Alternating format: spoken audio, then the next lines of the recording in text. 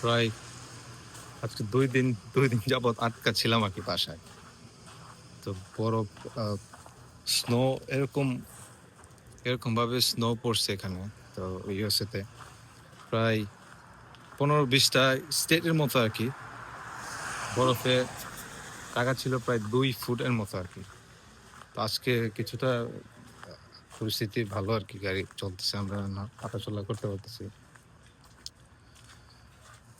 তো আজকে যে বিষয়টা নিয়ে কথা বলার জন্য আসা আরকি। প্রায় অনেকদিন যাবতই অনেক কয়েকজনের কাছ থেকে মেসেজ পাচ্ছিলাম যে, "ভাই, ইন্ডিয়া থেকে তো আমরা ইউএস এর সরি আ ইউরোপের ভিসাগুলা নিতাম। ইন্ডিয়ার এম্বাসি থেকে যে এম্বাসি গুলা আসলে আমাদের বাংলাদেশে নাই। বিশেষ করে রোমানিয়া আর বিভিন্ন যত ধরনের এম্বাসি আছে যেটা বাংলাদেশে নেই। তো এখন পরিবর্তে ইন্ডিয়া যাওয়ার সিদ্ধান্ত থেকে যদি সরে আসি আমরা যে ইন্ডিয়া যাব না। আমরা অন্যান্য দেশ থেকে স্টুডেন্ট ভিসা হোক, ওয়ার্ক পারমিট ভিসা হোক কিভাবে আমরা নিতে পারি যারা নিজে এপ্লাই করতে চায় বা এজেন্সি বা এটার প্রসেসটা কি হবে?" তো সেই ক্ষেত্রে যদি আপনারা আম যান, তো রোমানিয়া কিন্তু ডিক্লেয়ার করে দিছে যে ইন্ডিয়া ছাড়াও যদি অন্যান্য কান্ট্রি থেকে যদি নিতে চান, মালয়েশিয়া আছে, থাইল্যান্ড আছে, এগুলো থেকে নিতে পারেন এবং আ অন্যান্য আরো যত ইউরোপিয়ান কান্ট্রি আছে, আ চায়না থেকে নিতে পারেন। চায়না থেকে খুব ইজিলি অনেকেই ভিসা পাচ্ছে। বিশেষ করে লিথুয়ানিয়া, স্লোভাকিয়া আর বিভিন্ন দেশ আছে এগুলা চায়না থেকে অনেক সহজেই ভিসা পাচ্ছে। তো ভিসার প্রসেসটা যে ইন্ডিয়াতে তো আমরা খুব সহজেই যাতায়াতের এবং ভালো সুযোগ সুবিধা ছিল। এখন ওইখানে গিয়ে আসলে কিভাবে কি করা? সেম প্রসেস, জাস্ট আপনার একটা টুরিস্ট ভিসা লাগবে। এটা থাইল্যান্ড হোক, মালয়েশিয়া হোক, চায়না হোক, আশেপাশে যেকোনো এম্বাসিতে হোক আপনাদের ভিসা আ এখান থেকেই আ স্টিকার মানে স্ট্যাম্প করে দিবে আরকি। এটার জন্য কোনো আ বিগ ডিল না। তো যদি ইন ডেপথ কিছু বলতে চাই যে কিভাবে আপনার চায়না এবং থাইল্যান্ড এবং মালয়েশিয়ার ভিসা নিবেন। তো মনে হয় না মানে এরকম ঠান্ডায় অবস্থায় আমি আর কথা বলতে পারবো। তো বাসায় গিয়ে তো বিস্তারিত ওই বিষয় নিয়ে কথা বলি আপনাদের সাথে যে কিভাবে আপনি নিজেই চায়না হোক, থাইল্যান্ড হোক, মালয়েশিয়াতে অ্যাপ্লিকেশন করতে পারেন। এটার প্রসেসটা কি খুবই সিম্পল এবং কত টাকা লাগবে? আর আপনাদের অবশ্যই আ যেই কান্ট্রিতেই আপনারা যাওয়ার জন্য আ ট্রাই করেন ইউরোপের, তো অবশ্যই আপনাদের অফার লেটার থাকতে হবে। যদি স্টুডেন্ট ভিসা হোক, অফার লেটার মিনিস্ট্রি থেকে। আর যদি ওয়ার্ক পারমিট থেকে ওয়ার্ক পারমিট দুটো আলাদা একটা সাবজেক্ট। তো মেইনলি আমি স্টুডেন্ট ভিসা নিয়েই কথা বলব যেটা খুব সহজে আমি আমি যেভাবে আসি ইন্ডিয়া থেকে আরকি। তো ইন্ডিয়াতে এখন মানুষ যাইতে খুবই মানে কষ্ট বা অনেকে যাইতে চাইতেছে না যে, "না, আমি ইন্ডিয়া থেকে ভিসা নিবো না, অন্য কান্ট্রি যদি থাকে ওইখান থেকে নিবো।" তো সেই ক্ষেত্রে দেখি যতটুকু চেষ্টা করা যায় আপনাদেরকে হেল্প করার যে কিভাবে আপনারা এই প্রসেসটা সহজ করতে পারেন। হয়তোবা ভিডিওটা একটু লং হবে। তো কষ্ট করে সাথে থাকুন। দেখা যাচ্ছে যতটুকু সম্ভব ইনফরমেশন আপনাদেরকে দেওয়ার এবং আ অনেকের কাছ থেকে আমি নিউজ পাইছি কিভাবে ওরা গেছে, কিভাবে ভিসা ওদের হইছে ইন্ডিয়াতে না গিয়েও। তো ওদের কিছু তথ্য আপনাদের কাছে শেয়ার করবো আরকি আজকে। তো এই হচ্ছে বাহিরের অবস্থা। আমি মনে হয় আর আমার হাত-টাত কাঁপতেছে আরকি ঠান্ডায়। আর পারতেছি না। তো আম রুমে গিয়ে কথা বলি। আমি চলে আসলাম বাসায়। তো বিস্তারিত কথা বলার জন্য যে আপনারা যারা যে প্রসঙ্গে কথা বলতে চাচ্ছিলাম যে নির্বাচন আগে হোক বা পরে হোক, এখন তো নতুন ইনটেক আসছে সেপ্টেম্বর ইনটেক আরকি নতুন বছরের। ইউরোপের যেকোনো কান্ট্রিতে। যদি আপনারা কেউ না চান যে ইন্ডিয়াতে যাবেন না, পরিস্থিতি যেটাই হোক না কেন ইন্ডিয়াতে যাবেন না, আপনারা অন্যান্য কান্ট্রিতে আপনার এম্বাসি ফেস করবেন আরকি। এটা রোমানিয়া যদি আমি কথা বলি, তো ওরা কিন্তু আ নিউলি তারা অ্যানাউন্স করছে যে অল্টারনেটিভ কোন দেশগুলাতে আ বাংলাদেশি স্টুডেন্টদের জন্য স্পেশালি কাজ করবে। তো সেই আম তাদের অ্যানাউন্স এর মধ্যে এই কান্ট্রি গুলাই ছিল আরকি আপনার মালয়েশিয়া, থাইল্যান্ড এবং ভিয়েতনামে আরকি। তো এখন কথা আসতে পারে ও ওরাও কিন্তু জানে আসলে পরিস্থিতি কিরকম যাচ্ছে। আমাদের দেশের তো ইন্ডিয়ার সাথে ওই ফ্রেন্ডলি রিলেশনশিপটা একদম তো নাই। তো ওরা চাচ্ছে না যে স্টুডেন্টদের ভোগান্তি হোক। এজন্য তারা অল্টারনেটিভ বলে দিছে ওদের এই আ কান্ট্রি মানে এই কান্ট্রি গুলার থেকে বাংলাদেশি স্টুডেন্ট যারা আছে বা অন্যান্য ভিসা ফেসিলিটিস কিন্তু ওরা আমরা পাবো আরকি। তো সেই ক্ষেত্রে এখন প্রশ্ন আসতে পারে আসলে ভাই কোন আ কোন দেশে সবচাইতে ইজি ওয়ে হয়, ভালো হয় এবং কস্ট ফ্রেন্ডলি হয় যাওয়ার এবং থাকার এবং এম্বাসি ফেস করার জন্য আরকি। তো সেই ক্ষেত্রে আ যদি আমরা কথা বলি যে মালয়েশিয়া নিয়ে, এটা কিন্তু আমরা খুবই ইজি গোইং কান্ট্রি। বাংলাদেশের মানুষ হিসেবে আরকি যে আমরা কিন্তু অনেক বাঙালি আপনার মালয়েশিয়াতে থাকে। তো সেক্ষেত্রে কিন্তু আমাদের এতটা আ আ হার্ড না যে যাওয়া এখানে আ নিজেকে অ্যাডাপ্ট করা, সবকিছু করে ইন্টারভিউ ফেস করা আরকি। তো সেক্ষেত্রে রিকোয়ারমেন্ট ডকুমেন্ট কিন্তু খুবই সীমিত। মানে এত আহামরি কিছু না। মানে আ ইন্ডিয়ার মতোই প্রায় ধরা যায়। কয়েকটা বিষয় একটু তফাৎ করলে আরকি। কিন্তু যারা শুধু ইন্টারভিউ ফেস টু ফেস দিতে চান তারাই কিন্তু ওই কান্ট্রি গুলোতে হবে। আর যদি এখনো কিন্তু ওই নিউ দিল্লিতে আমাদের মানে ভিসা থিংস যে বিষয়টা যে আপনার ডকুমেন্ট গুলা সাজিয়ে একসাথে পাঠায় দিবেন আপনার আ নিউ দিল্লি যে এম্বাসিতে ওরা কিন্তু ওটা আপনার যাওয়া লাগতেছে না। ইন্টারভিউ মানে ওইভাবে ছাড়াই আপনার ডকুমেন্ট গুলা প্রসেস করে কিন্তু আপনাকে দিচ্ছে। জুম এ হোক বা যেভাবে হোক। যদি ইন্টারভিউ নিতে চায় আরকি বা না চায়। এই সুযোগ সুবিধা শুধু এই সুযোগটা শুধু নিউ মানে ইন্ডিয়াতে আছে। অন্যান্য কান্ট্রিতে ওরা এখনো দেয় নাই। যেমন থাইল্যান্ড, মালয়েশিয়া আর ভিয়েতনামের কথা যদি বলি আরকি। তো সেই ক্ষেত্রে রোমানিয়ান এম্বাসির জন্য যে ডকুমেন্ট গুলো লাগবে এটা নিয়ে তো বিস্তারিত আমার অনেক ভিডিও আছে। যদি আম মানে একটা আইডিয়া দেই কি লাগতেছে আপনার অবশ্যই আপনার ইউনিভার্সিটির আ অফিসিয়াল অ্যাকসেপ্টেন্স লেটার লাগবে আরকি। যেটা প্রিন্ট করে নিবেন আরকি যেটা ইমেইলে পাঠায় দেয় আরকি। প্রুফ অফ টিউশন ফিস যেটা আপনি অলরেডি দিয়ে দিছেন আরকি। যেটা আমরা যাওয়ার আগেই টিউশন ফিসটা পে করে দেই আরকি।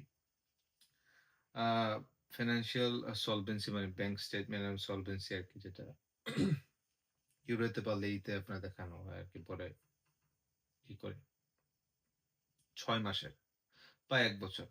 পুলিশ ক্লিয়ারেন্স এটা আ লাগবে। এটা শুধু রোমানিয়ান এম্বাসিতে যখন আপনার করবেন। মেডিকেল ইন্সুরেন্স লাগবে valid up to minimum coverage of £30,000 euro. Proof of accommodation যেটা আপনার ডর্মে থাকেন বা আপনার যেকোনো আপনার পরিচিত কারো সাথে থাকেন বা যে তাদের একটা এগ্রিমেন্ট পেপার লাগবে আরকি এম্বাসিতে যাওয়ার জন্য আরকি। একাডেমিক রেকর্ড তো আপনারা জানেন নোটারি করা, মার্কশিট এবং ট্রান্সলেট করা ইংলিশ টু রোমানিয়ান করতে পারেন। রোমানিয়ান লাগে না। ইংলিশ মানে নোটারাইজ করা আরকি বোর্ড থেকে। এডুকেশন বোর্ড থেকে, মিনিস্ট্রি থেকে, ল মিনিস্ট্রি থেকে। এটা নিয়েও ভিডিও আছে আপনারা চাইলে দেখতে পারেন আমার চ্যানেলে। তারপরে এই ভিসা পত্র যে আপনি যখন এগুলা একসাথে সবকিছু আপনি পেয়ে যাবেন। সবকিছু করে ফেলছেন। মানে এই ডকুমেন্ট গুলা যেগুলো আমি বললাম এখন ওগুলা জন্য তারপর এই ভিসা পোর্টালে গিয়ে আপনার এগুলো সাবমিট করে দিবেন। এটার জন্য সময় লাগে। আপনার প্রসেস হয়ে আসতে ভ্যালিডেশন হয়ে আসতে আরকি। তখন আপনার ইন্টারভিউ এর জন্য যাবেন আরকি ওই ভ্যালিডেশন পেপারটা দেখায় আরকি। তো এখন বলি ট্রানজিট ভিসা হোক বা সিঙ্গল এন্ট্রি ভিসা হোক, মাল্টিপল এন্ট্রি ভিসা হোক, সেক্ষেত্রে যদি আমরা যদি কথা বলি যে আ মালয়েশিয়া নিয়ে, মালয়েশিয়াতে দেখি আপনার কি অবস্থা?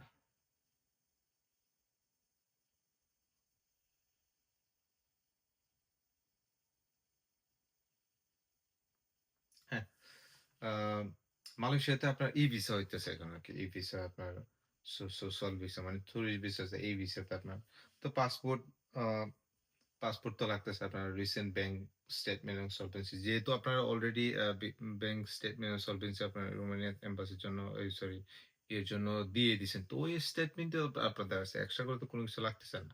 রিকোয়ারমেন্ট এত বেশি না যে আপনার ১৫-২০ লাখ টাকা দেখাইতে হবে মালয়েশিয়ার জন্য। এই ২ আর ৩ লাখ টাকা এরকম দেখাইলে এনাফ স্টুডেন্ট যারা মানে ওইভাবে এম্বাসি ফেস করতে যাবে অন্য কান্ট্রিতে যেমন মালয়েশিয়াতে যদি ধরি আরকি। তারপর আপনার এখানে একটা ইম্পোর্টেন্ট জিনিস আসতেছে রিটার্ন ফ্লাইট এবং হোটেল রিজার্ভেশন এটা আপনাদের ওখানে লাগবেই এবং লাগবেই। যেটা আ মাস্ট বি করার আগে আপনারা এগুলো করে ফেলবেন আরকি। আ তো মালয়েশিয়ার এই ভিসা খুবই ইজি। এটা আপনার তো দিচ্ছেনই যে আপনার কোন পারপাস এ আপনি যাচ্ছেন। এম্বাসি ফেস করতে যাচ্ছেন রোমানিয়া এম্বাসিতে যখন আপনার ডকুমেন্ট গুলা সাবমিট করবেন যে এই হচ্ছে আপনার অফার লেটার এবং ইন্টারভিউ ডেট আপনি নিছেন ওই তারিখে বা এভাবে যাচ্ছে। আপনার ভিসা না হওয়ার পসিবিলিটি আমি মনে করি না। এটা 99% ভিসা হবে আরকি। এই সুবাদে যদি যান, যদি পারপাসটা থাকে আপনার এম্বাসি ফেস করার। তারপর যদি আপনারা বলেন যে না ভিয়েতনাম দেখবো, খুব সুন্দর একটা দেশ। যদি চান যে আশেপাশের জায়গাটা একটু ঘুরবেন, দেখবেন এবং ইন্টারভিউ ফেস করবেন। তো এটাও নিতে পারেন। এটাও সেম আপনার যেমন এই এখানে আবার একটা ইয়ে আছে মাল্টিপল এন্ট্রি এভেইলেবল আছে। আগে ছিল না। আগে সিঙ্গল এন্ট্রি ছিল। তো এখন মাল্টিপল এন্ট্রিও আছে ওইখানে। তো সেম ওয়েতে আপনার স্টেটমেন্ট এটা খুবই তাড়াতাড়ি দেয়। এই ভিসাগুলা আপনার ইউজুয়ালি লাইক ৩ থেকে ৫ দিনের ভিতরে আপনার এই ভিসা আপনার হয়ে যায় আরকি। খুব, খুব তাড়াতাড়ি আ হয়ে যায় ভিসাটা। তো সেম ব্যাংক স্টেটমেন্ট সলভেন্সি আপনার এই অ্যাকসেপ্টেন্স লেটার। কারণ ওরা আগে থেকেই এটা ওই এম্বাসি গুলা আগে থেকেই মনিটর করা যে স্টুডেন্টদের এই সুযোগটা চালু করে দিছে আপনার দেওয়ার কারণে ওরা কিন্তু জানে যে স্টুডেন্টরা এপ্লাই করবে। টুরিস্ট ভিসায় আপনার অন্যান্য এম্বাসিতে ফেস করার জন্য। তো এটা নিয়ে আমারও কিছু নাই যে ফরেন কোনো আ বাংলাদেশী হোক বা অন্যান্য কান্ট্রি থেকে ওরা গেলে ওরা অ্যাকসেপ্ট করবে কিনা? অবশ্যই করবে। যেহেতু ওরা ওই এম্বাসির ওয়েবসাইটে অ্যানাউন্স করা আছে অলরেডি। যদি আপনারা আরো সন্দেহ থাকে যে অ্যানাউন্স করা কিনা, যাওয়ার পরে নাকি হয় না, ওদেরকে মেইল দিতে পারেন। ওদের যেই মালয়েশিয়াতে হোক, ভিয়েতনামে হোক, আপনার থাইল্যান্ড হোক, ওদের আ ওয়েবসাইটে ঢুকে ওদের মেইল থাকে। ওই মেইলে মেইল করতে পারেন যে বাংলাদেশী স্টুডেন্টদেরকে আপনারা নিতেছেন কিনা? তো অনেকের কাছ থেকে আমি শুনছি ওরা নিচ্ছে। সমস্যা নেই। তারপরে আসতেছে আ থাইল্যান্ড। থাইল্যান্ডের সেম অবস্থা। Bank statement, flight return ticket booking এবং থাইতে আপনার গুলশানে সব ঢাকাতে আপনার আছে সিঙ্গল এন্ট্রি ভিসা। তো এখন আসতেছে আপনার কস্ট নিয়ে যে ভাই কোন কোনটায় গেলে কোন দেশের জন্য আপনার কস্ট একটু মানে কম হয় আরকি। তো সেক্ষেত্রে যদি আপনার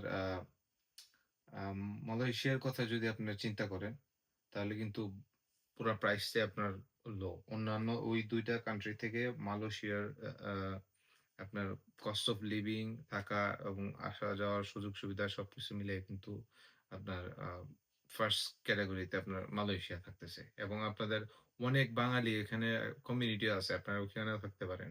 ওখানে আত্মীয়স্বজন থাকে অনেকে। অনেক সুযোগ সুবিধা পাবেন আরকি মালয়েশিয়াতে যদি হয়। তারপরে আসতেছে আপনার আ যদি যান আপনার থাইল্যান্ডে। থাইল্যান্ডে আসলে সবকিছুই ইজি আরকি। থাইল্যান্ডের ভিসা পাওয়া, ভিসা এবং আ এম্বাসি ফেস করা খুবই আন্তরিকতার সাথে আপনারা এখানে করতে পারেন। কিন্তু একটু কস্ট বেশি আরকি।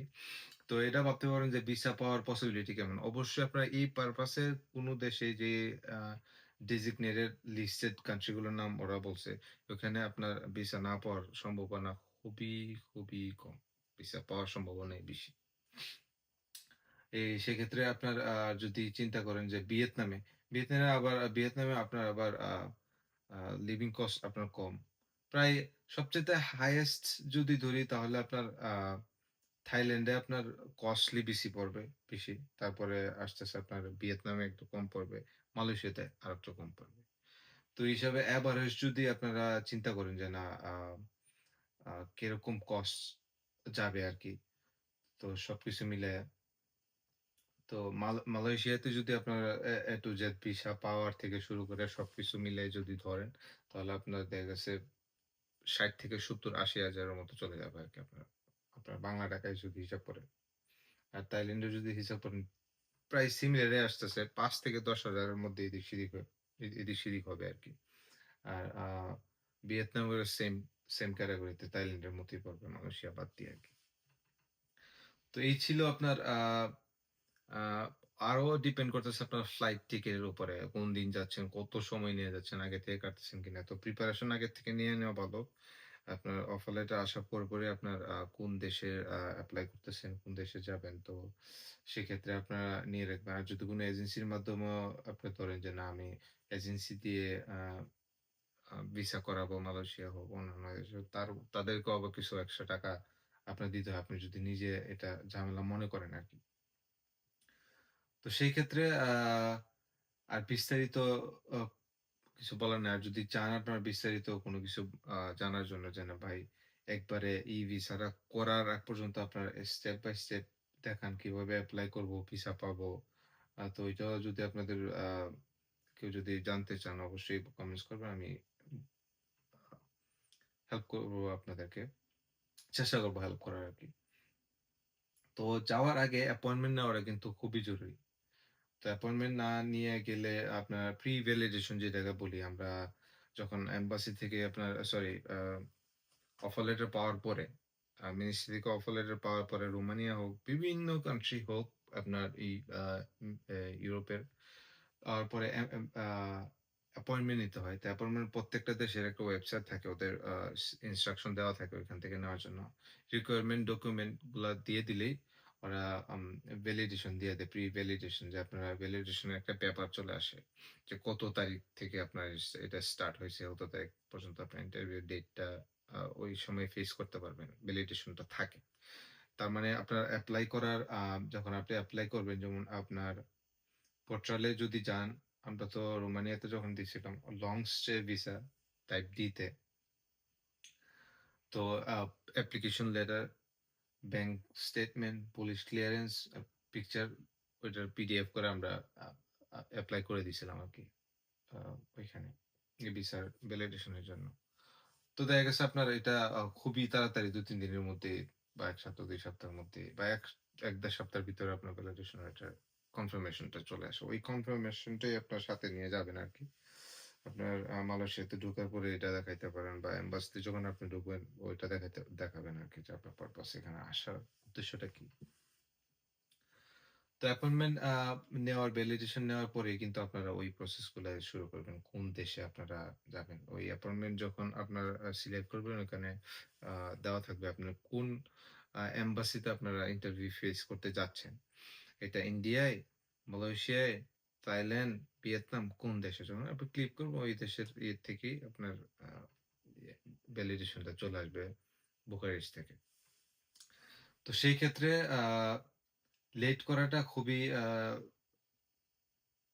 খারাপ একটা বিষয়। আমার কিছু ফ্রেন্ড আমরা থাকাকালীন ওই সময় অনেকে লেট করে মানে করে করত। তো প্রেশার নিয়ে কাজ করাটা কিন্তু কোন সময় ভালো না। আপনি যত তাড়াতাড়ি শুরু করে দিবেন কাজ, তত তাড়াতাড়ি আপনার ফ্রেশলি শেষ হয়ে যাবে। লেট করলে আপনার প্রেশার বাড়তে থাকে। হাই প্রেশার নিয়ে ভুগবেন। কোন কিছু শান্তি লাগবে না আরকি। তো শুরু করে দেন। আপনার খুবই সোজা, খুবই সহজ। আর YouTube আছে, Google আছে। আপনারা বা খুব সহজেই আ দেখতে পারেন আরকি যে কিভাবে আ এপ্লাই করা যায় আরকি টুরিস্ট ভিসায় বা ট্রানজিট ভিসায়। আম অন্যান্য কান্ট্রি গুলাতে কান্ট্রির এম্বাসি গুলা ফেস করার জন্য আরকি। যেহেতু আমাদের বাংলাদেশে অনেক কান্ট্রির এম্বাসি নাই, সেই সুবাদে আ আমরা অল্টারনেটিভ অন্যান্য কান্ট্রিতে যাবো। যেটা ইন্ডিয়ার সাথে আমাদেরকে যাইতে ইজি হবে। ওদের সাথেই ওদের এখানে যেতে হবে সুযোগ সুবিধা নেওয়ার জন্য। আমরা না গেলাম। টাকা কিছু বেশি লাগবে। ইন্ডিয়া গেলে যে এত সস্তায় আপনার সবকিছু মানে পেয়ে যাবেন এরকম চিন্তাভাবনা না করে। আমরা যখন গেছিলাম আরো ৪ বছর আগে, তখন তো আমাদের ৫০-৬০ হাজার টাকা করে খরচ হয়ে গেছিল। তো এখনকার সময় যদি হিসাব করি তো সেম কাহিনী। জাস্ট এটাই বাই রোডে যাইতে পারতেছি না আমরা বাংলাদেশ থেকে অন্যান্য দেশে, মালয়েশিয়া হোক, থাইল্যান্ড হোক, অন্যান্য হোক। এই বাই রোডে খুব সস্তায় যাইতে পারতাম। তো এখন যাব না, এখন ফ্লাই করে যেতে হবে। এটা আরো সিকিউর, আরো সেফ, আরো তাড়াতাড়ি হয়। তো সেই ক্ষেত্রে আমরা আমাদের দুশ্চিন্তা নেওয়ার কোনো কিছুই নেই। শুধু রোমেনিয়ার কথা আমি বলতেছি না।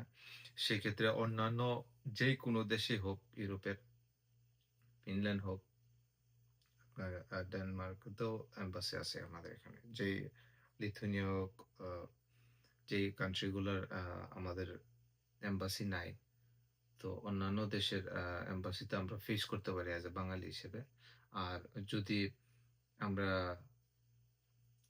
আপনাদের কারো যদি কোনো সন্দেহ থাকে যে না আমি এত কিছু করব যদি ওরা আমার ফাইল না নেয় ফরেন স্টুডেন্ট হিসেবে, সেক্ষেত্রে আমি অবশ্যই আপনাদেরকে রেকমেন্ড করব জাস্ট গুগলে গিয়ে সার্চ দেন, এম্বাসি লেখে যেই কান্ট্রি এম্বাসি হোক, যেমন আপনার রোমানিয়ান এম্বাসি আপনি উদাহরণস্বরূপ রোমানিয়ান এম্বাসি আপনি ফেস করবেন ইন থাইল্যান্ড বা আপনার মালয়েশিয়া। আপনি সার্চ দিবেন রোমানিয়ান এম্বাসি ইন থাইল্যান্ড বা মালয়েশিয়া।